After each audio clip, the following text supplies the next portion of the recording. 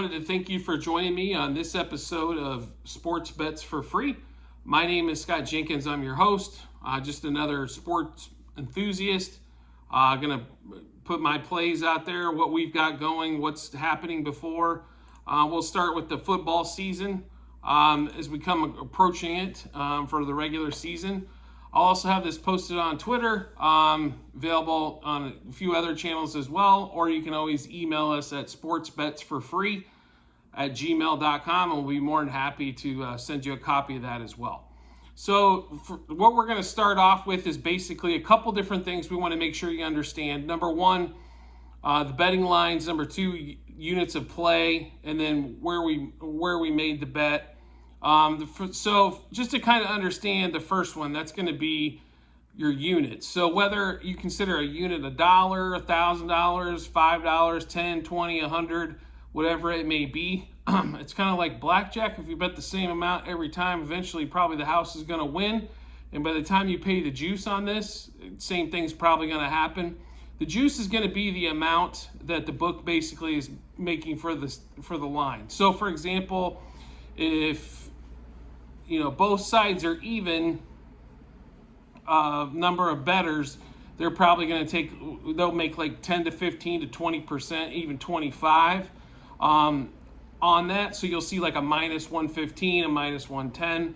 Basically, you're going to have to bet that 110 to win 100 plus your original bet back. I think a lot of people get confused on that when they see a minus sign and they're kind of novice to betting, that they don't realize that's, so you put up 110 to win 100, or if you just put up 100, let's say it's $90 that you're going to get in return as well. So to keep the lines even, we will bet the juice along with the bet on the unit. So whether, like I said, unit's going to be different for everybody depending on your bank account, your payroll, your budget for betting. I always recommend kind of having a budget. If you're not sure, start off with the lower denominator, and you can kind of work yourself up on that one there. But for we'll just say a unit's $1 if you want, for everybody out there. But the number of units basically will give you a profit margin at the end of the season, which we're going to do throughout the football season to see where we're at, and kind of go from there. So before we get to the week 1 bets, which we're going to dive into quite a bit more, we're going to start off with our prop bets, our full season bets, and run through those today, so you can kind of get a gander of what we're thinking. So for example, we're going to do the team future bets, prop bets initially. We'll start with those. So for our first one, it's going to be the Bears under 6.5 wins.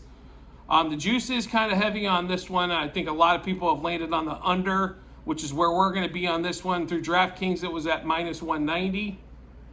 So basically 190 to win 100. So almost a 2-to-1 bet in favor of the under. And we're betting 5 units on that through DraftKings. The second one was going to be that we're going to focus on is the Lions over 6.5 wins. Juice is still a little higher than most on this one at minus 125. We're going to bet 1 unit on that, so over 6.5 wins on the Lions. The Colts are going to be the next team we're going to do, another 1 unit play. Their Colts are at minus 115, so 115 to get that 100 again, or $1.15 to get $1, whichever way we're betting that. But over 9.5 wins on the Colts. The Raiders over 8.5 wins is going to be our next play. It's also going to be a 1 unit bet. We're taking the Raiders over 8.5 wins. This is by far, this next bet's going to be the biggest bet I have on any futures that are coming up for the season in the NFL. It's going to be the Steelers over 7.5 wins. Currently, that line is at plus 100 or minus 100. Doesn't make a difference when it's even on 100, so 100 is going to win 100 on that. We're going to make a 25 unit bet on the Steelers over 8.5 wins. I'm sorry, over 7.5 wins. My apologies. Now, one of the biggest reasons on that, taking that, is Mike Tomlin, obviously. Mitch Trubisky looks like he's had a decent preseason, so has Kenny Pickett. So their top 2 quarterback options have been playing probably a little bit better than expected. A lot of it's going to boil down to that offensive line. I've been a big proponent on the Steelers they never finished below 500, or at least they haven't with Tomlin. And all of a sudden now we get a chance to go 8-9, and still pick up money on that one. So that, like I said, my biggest bet for the NFL futures for any team is going to be on the Steelers, over 7.5 wins. Another great play that we really like is going to be the Titans under 9.5 wins. I think this is the year the Titans kind of fall down. Every time I've seen Tannehill play without, his big star receivers like A.J. Brown or Julio Jones, it was nothing but a disaster. And I think we're kind of walking into that same thing, except for all season. I understand Derrick Henry's back. The defense is pretty good. Vrabel's a hell of a coach. But I just got a feeling the Tannehill effect is going to bring us under on that. That's a 5-unit play at minus 115 for us. So, 5 units at minus 115, again on DraftKings, for the Titans under 9.5 wins. Another team that I think is going to struggle a bunch with, even though they have the new shiny object when it comes to GM and coach, is going to be the Giants under 7.5 wins. This is also going to be a 5-unit play for us. It's only at minus 110 on this one. So once again, the Giants under 7.5 wins for 5 units. And one of our other big plays for when it comes to the team, NFL teams, on over-under win totals is going to be on the Broncos under 10.5 wins. I still don't know where they're coming up, where they think the Broncos are going to win 10 to 11 games. But so at minus 110, the Broncos under at 10.5 wins. We are betting 10 units on this one. I will admit up front that I'm a huge Chiefs fan, have been for 20 plus years, or make it 30 plus years. But Russell Wilson is not worth 6 wins, which is basically probably where this team was, 5 to 6 win team with Locke, maybe 7 or 8 if the ball bounces their way. But Russell Wilson is not making that big of a difference for them. Do really like Javonte Williams a ton. You'll see him in fantasy. You'll see him played in fantasy plays for me. Also, I have a futures bet on him as well coming up. But yeah, the Broncos under 10.5 wins at minus 110 for 10 units. The next and last one we're going to do for teams that we really like is the Saints over 8 wins at 1 unit at minus 110. So once again, that's the New Orleans Saints over 8 wins. They should have a good run this year. Looks like Tampa Bay is even going to be more banged up. Carolina does not look like it's going to compete much this season. And also the Falcons have basically rode it off. It looks like they're maybe looking for an early draft for a quarterback next season. So once again, Saints over 8 wins, 1 unit play for us. Now we're going to get into the player props. There are hundreds and hundreds and thousands of player props out there.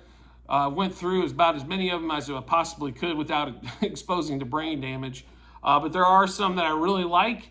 And a shout out to Noisy Huevos, Brad Evans. He also did a complete breakdown of all these player props and all the odds at that time at different casinos / betting apps. Checking out where the best options might be. So there was a lot of work done by him, and then I did a ton of research myself, but did want to give those props out. The first one we're going to look at is Davis Mills, quarterback for the Texans. They should be behind a lot this season, which is going to lead to a lot of pass yards. And his pass yards are quite low, basically at 200 yards a game at over 3,600 and a half pass yards. And that's going to be at an even 100 for 1 unit through DraftKings. So Davis Mills over 3,600 and a half yards. The next one we're going to pick is going to be Aaron Rodgers for passing TDs. Rodgers typically going to, low 30s to mid 30s, maybe even higher for passing TDs.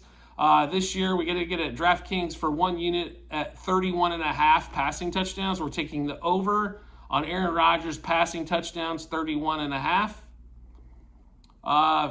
for that one. The next one's going to be Zach Wilson.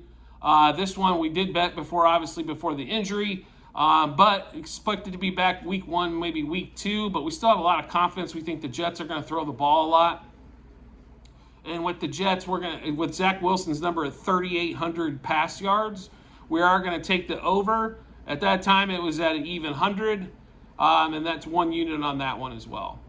This next one, I really like Justin Fields. I will say that up front. I think the team, though, besides Mooney and then a couple defensive players and then David Montgomery, running back, a lot of this team is below par is probably the best way to put it when it comes to talent out there. But Justin Fields at over 3,350 and a half, or sorry, over 3,350 passing yards, we thought was a fantastic number.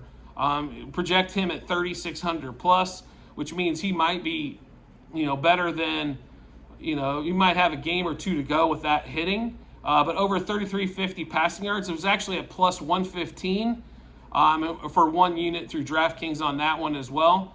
But yeah, over 3,350 passing yards for Justin Fields. The next one we're going to get to, we'll start with the running backs. This one was also made before preseason for the most part. We were trying to hedge off people looking really good in preseason and the line going crazy. But Antonio Gibson, though, over 870 rushing yards is what we have there. So, it did look a little crazy in preseason. I think, though, once we get to the regular season, this is going to balance itself out on that one there. So, Antonio Gibson over 870 on the rushing yards at minus 110 for 1 unit as well. Cam Akers, this line has actually came down a little bit. It came down for us. I think it started in the 950 range or 900 range at least. But Cam Akers, running back for the Rams, at 895 and a half over on the rushing yards for 1 unit on that one as well. The next player we do like a ton. He will probably be. I think he's one of the best backs in the league. Unfortunately, he plays for the team that's probably not going to get you really too excited about it. Deandre Swift, his rushing yards at over 851, and that's at minus 115 as well. We're making that as a 10-unit play for us. So Deandre Swift over 851 rush yards. We also have him over 6.5 rushing touchdowns at minus 115 again. Another 10-unit play for us. On the Deandre Swift over 6.5 rushing touchdowns. The next one's going to be David Montgomery, who I think is probably going to rush for 1,200 yards this year, more than likely. We're getting him at over 901 rushing yards at minus 115, and that is for 1 unit on that one. Now we'll switch over actually to receivers. Quite a few more receiver props than probably anything else out there. The running backs, to me, are a little bit dicier just because of injury and how many times they get hurt during the year and miss games or can't go full boat.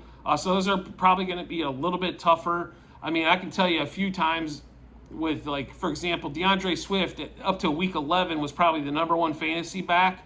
And for the last 7 weeks after that, after the injury, he was non-existent and didn't play because he was hurt. But just stuff like that happens quite a bit, it seems, to the running backs. Not as much as the wide receivers, which will be coming up here after these last two. Elijah Mitchell for the 49ers at over 900.5 rush yards.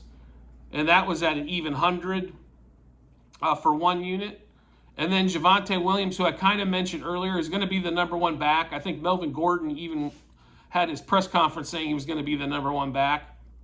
And they will run the ball quite a bit. Over 945.5 rush yards. That's going to be a 5-unit play for us at minus 105. So Javonte Williams, Broncos, over 945.5 rush yards at minus 105 for 5-unit play.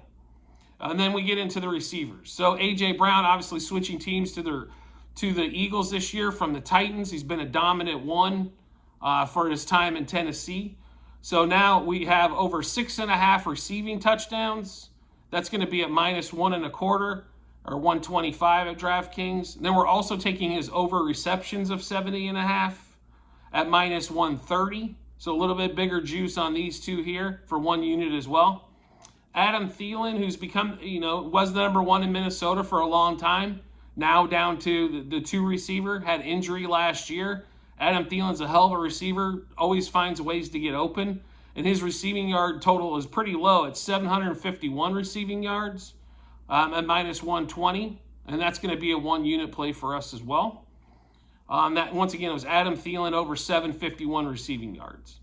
So Amon St. Brown, and this is the Detroit Lions, so make sure you get this correct when you're betting this. But Ross St. Brown, we really like what we think he's going to do this season. He's turned into the Detroit one. Jameson Williams probably isn't going to be due back till later in the year, so he should see a ton of targets early and often. So we're going to take actually all three of his futures bets out there. So over 78 receptions is going off at minus 120, and that's a 10-unit play for us. Over 851 receiving yards at minus 110. That's also going to be a 10-unit play for us. And I thought probably the easiest one of the bunch might be his over 5.5 touchdowns. And amazingly, the juice is even at 100. Not even have to lay any vig or juice on this one for a 10-unit play. So all three of those, we honestly think 80 plus catches, 1,200 yards, and 8 touchdowns is should be pretty simple, we think, for St. Brown. I mean, it's all going to boil down to health, obviously, and Jared Goff.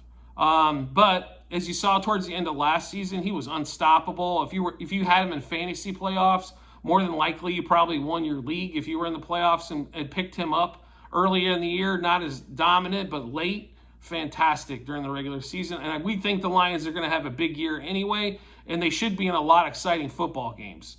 Their defense, obviously, they picked up a huge pass rusher and Hutchinson. They couldn't get to the podium quick enough with that pick after the Jaguars screwed up again, #1 pick overall.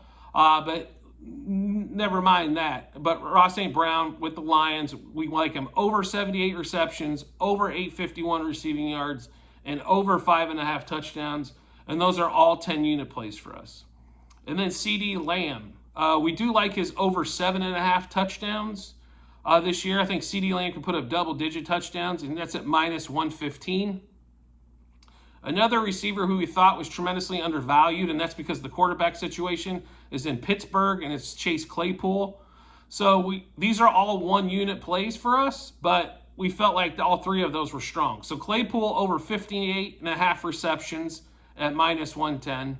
Claypool over 725.5 receiving yards at minus 110. And then at plus 110, we get over 4.5 touchdowns. So Chase Claypool with the Steelers, like I said, over 58.5 receptions, over 725.5 receiving yards, and over 4.5 receiving touchdowns on Claypool. Mr. Mooney in Chicago, he's basically one of the few options that they have. He's their #1 receiver. We think there's a lot of opportunity here. Once again, I think he can go for 1,200 yards plus. With that offense, I think they're going to be throwing the ball a lot. That defense is not good. It is going to get scored upon and scored upon repeatedly. So Mooney over 951 receiving yards at minus 125. So the juice is a little bit thicker on this one. And then also Mooney over 5.5 touchdowns at minus 130. Both of those are 1-unit plays. So once again, it's Mooney over 951 receiving yards and Mooney over 5.5 touchdowns. We love Deebo Samuel when it comes to fantasy, and I think, once again, he's probably getting undervalued because they think he's going to be a running back, like a ton he was last year. But the running back room was hurt pretty devastatingly for Deebo. But his over 951 receiving yards at minus 115, that's another 1-unit play for us. Once again, it's Deebo over 951 receiving yards. And then we'll move to another good option for us at wide receiver. On Devonta Smith, who caught the ball. It was a little over 900 yards last year. Understandably, A.J. Brown is in town, so his number probably went down a little bit from where it should be. But they will throw the ball more in Philly. They're not going to lead. They might lead the league in rushing, but barely. But they're not going to run the ball 40 times a game on purpose anyway, I don't think. So unless they get a huge lead, stuff like that. But I mean, I don't think they're going to run the ball as much as they did in Philly as they did last year, but that was a way they could win games. But Hurts is going to be better. He's improved. So it's going to be Devonta Smith over 876 receiving yards, and that's at minus 115. And then we get on to DK Metcalf. We really like the numbers that came out on for the line on Metcalf. We like all three. I understand the situation with the quarterback, but they still can throw the ball. They're going to be down a bunch, we believe. Defense should get scored on quite a bit. But DK Metcalf at over 67 receptions, that's at minus 120. Metcalf over 901 receiving yards, that's also at minus 120. And then Metcalf over 6.5 touchdowns at minus 115. Those are all one unit plays. Seattle's going to lose a lot of games, but they're not going to go scoreless, and they're not going to just run the ball only. So all three of those for DK Metcalf we're expecting to hit. The next one's going to be another receiver we like quite a bit on the Jets. Situation obviously with Wilson being hurt, but Elijah Moore was turning into a number one receiver towards the end of last year, and that's what prompted us on this. So these are all going to be one unit plays as well, but Elijah Moore over 64.5 receptions, and that's going to be at minus 115. Elijah Moore over 801 receiving yards at minus 115. And then his touchdown number is really low as well. So over receiving touchdowns at 4.5 at minus 120. So Elijah Moore over 64.5 receptions, over 801 receiving yards, and over 4.5 touchdowns. The next one, Mike Williams, we do like a lot. We thought the number was pretty close to what we anticipated from him on receptions and receiving yards. But the one number we did like a bunch was going to be over 6.5 touchdowns. In that offense, I would not be surprised to see him and Keenan Allen with both double-digit touchdowns. So Mike Williams at over 6.5 touchdowns was a solid play. But at minus 140, the juice is a little bit thicker on this one. But it is a one-unit play for us. And then we go to the Ravens. The Ravens obviously have to throw the ball to somebody, right? So you got Mark Andrews, obviously, he's probably their number one target. Kind of like KC and Kelsey's going to be their number one. But Rashad Bateman would be considered probably their number one wideout. He has been battling injury. There are some games he seems to disappear. But with Hollywood Brown gone, I think he's going to see a lot more targets. And Rashad Bateman at over 851 receiving yards at minus 115. Good value there. That is a one-unit play for us as well. And then Terry McLaurin with the Commanders. We do like a couple of his options there. He does not seem to get into the end zone a bunch, so we did stay away from the touchdown option, but over 75 half receptions at minus 110. And then McLaurin over 1,001 receiving yards. Once again, expect 12 to 1,400 yards from McLaren, I would think. He's definitely outstanding.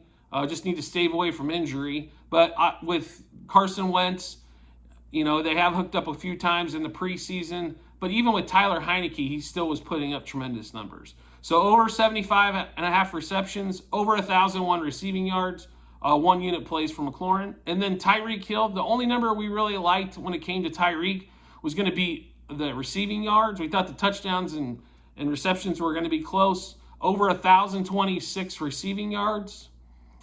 I think Tyreek's going to be the kind of guy, I believe, with Miami. He's going to be a big play guy. He was a huge play guy with the Chiefs. He can run through double coverage, triple coverage. He's fantastic. He is small, but everybody is afraid of that speed and that dynamic speed in a small space. So 1,026 receiving yards at minus 110 is with one unit. All these plays for the futures, by the way, were at DraftKings.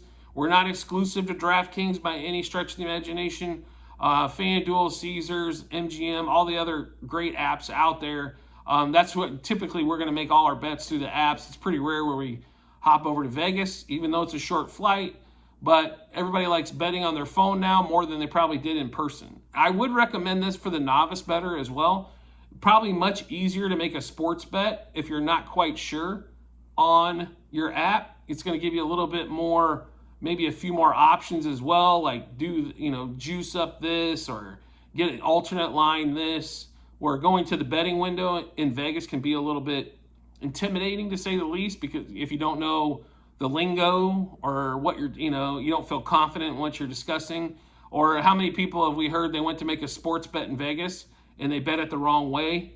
A lot of times they end up hitting it on compared to what they wanted previously. But it happens to even some experienced sport bettors. That has happened before, where they can make the wrong play at the betting window because they feel hurried, or not that it's any part of the casino's fault. It's just sometimes a little bit easier to do it on the app, and then you also make sure you made the correct bet or what you were looking to bet on.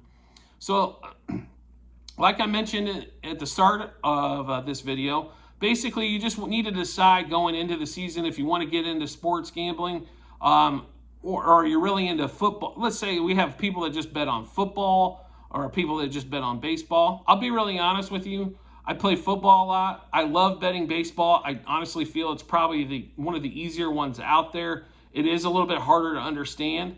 So in the next episode, we're going to just not necessarily go through bets, but maybe go through some examples on baseball and how to play baseball. It's more than a money line, and it's more than the total. There's a lot of options you can play throughout a game. Live betting has also made it tremendously interesting. A lot of friends who basically just bet live betting. They put a small bet out there for probably maybe the game, but then watch the game and they're live betting. Football is going to be fantastic that way as well. It was towards the end of last season when we got it here in Arizona. We play a little bit of basketball. Basketball to me can get kind of tight on those there. So we do play college and pro basketball. I'm not a hockey guy, never claimed to be. So you probably won't see any hockey bets. I do have a couple of friends that'll be coming on the show who are a little bit more confident when it comes to the hockey side. But myself, I don't have enough time during the day to follow 75,000 different sports teams. I'm not a big soccer person. I like watching soccer, but I don't know enough about the rules, I don't follow the teams in order to kind of figure out what the betting strategy would be for those. But I do have some guys that follow the soccer quite a bit, who will be chiming in from time to time on episodes. And then we do play a little bit of this, that, and the other on some other things as well. But most of the stuff we're going to play is going to be two sports predominantly, with baseball and football. And then baseball we will take up again at the start of next season to kind of lay this all out when it comes to bets, futures, things of that nature. Like this year, Chris Bryant home runs is probably going to be our biggest win, assuming he doesn't hit 30 home runs in the last month.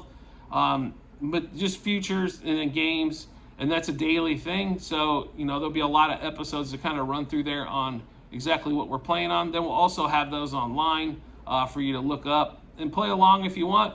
Play against us.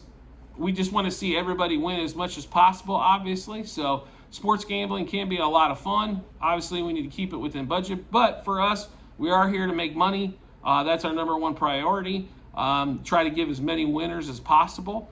But I would recommend, like I said, getting to the units is probably the biggest thing you can do to get that right. And that way you can bet differently on more games you feel confident in. So, because if you bet $100 or $500 or $1,000 on every game, eventually the juice or the casino cut will win. So I recommend making sure that you pick a unit, like even if it's 10 cents or $1 or $5 or whatever it may be. At the end of the year or end of the season, the only thing we really care about is how much do we make, right? So if you're comfortable at $1 or $5, we could have a 100-unit play. So if it's 100 units and basically you're counting your unit as $1, then it should be $100 on that particular game if you're following along. We don't have any of those for futures. The highest one we had was 25 units. We did have quite a few 10s and 5s on things that we really, really like. The only thing with betting on futures that a lot of people don't like is this instant pay. It's not instant, right? It's at the end of the season, or it's once they hit it. Once you get to 6 touchdowns and it was a 5.5, they can't go backwards in touchdowns. They can go backwards in yards. It's pretty rare, but they can do that way on that. But for the most part, it's just, these are going to be long-term plays. These are like buying blue chip stocks. They're not what are we betting today? What are we betting morning, afternoon, and night? Because we need to watch a bunch of stuff. So to make it interesting, we have money on it. That's completely up to you on what you set your unit at. But we will basically have units at the end every time on all these plays, and then every game day, and kind of let you know where we're at, positive or negative on the units. And then the unit just bases on what you set before, whether it was $1 or $100, $1,000, or anything in there in between or above. You got your options. So I wanted to thank you for joining me on this episode of Sports Betting for Free. As always, if you could rate, review, and subscribe, whether you're listening on the podcast, whether you're watching this on YouTube. Subscribers are how we keep this going, so we'd greatly appreciate it. And we look forward to seeing you on the next episode.